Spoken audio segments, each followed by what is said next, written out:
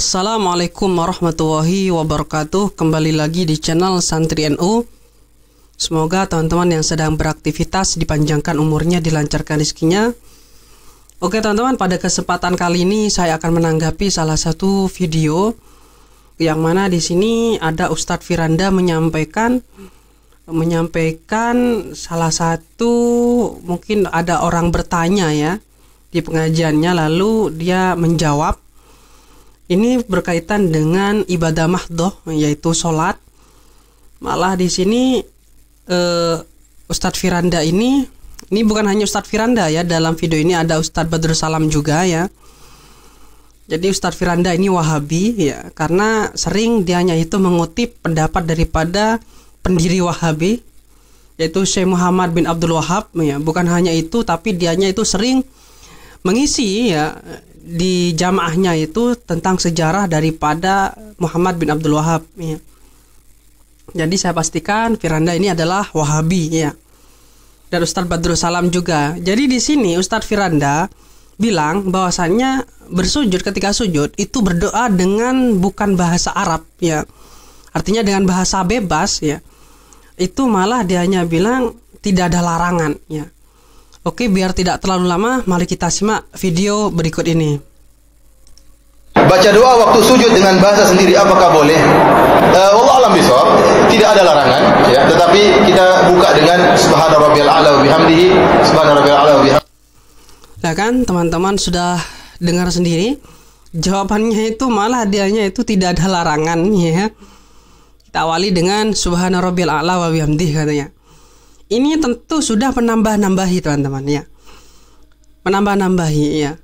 Malah dianya itu bilang tidak ada larangan. Kalau kita mengutip di dalam kitab Fathul Mu'in, kitab Mughnil Muhtaj ya, dalam kitab-kitab yang bermadhab Syafi'i terutama ya, karena di Indonesia ini mayoritas ya bermadhab Syafi'i, itu mengatakan tidak boleh menggunakan bahasa yang ajami ya, atau bahasa yang bukan dari bahasa Arab, yang ghairul ma'thur ya.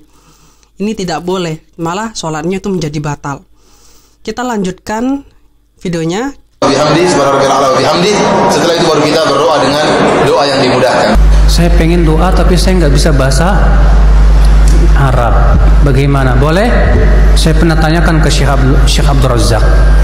Waktu itu saya sama beliau di Jakarta, saya tanya, Syekh, kalau ada orang nggak bisa bahasa Arab dan dia ingin berdoa dalam sujudnya, boleh pakai bahasa Indonesia? Kata Syekh, boleh.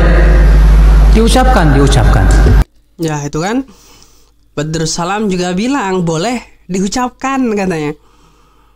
Pakai bahasa Indo, mungkin kalau orang Sunda pakai bahasa Sunda. Tentunya ini sudah bertentangan. Dan ini yang dinamakan bid'ah dolalah baru ini, karena bertentangan.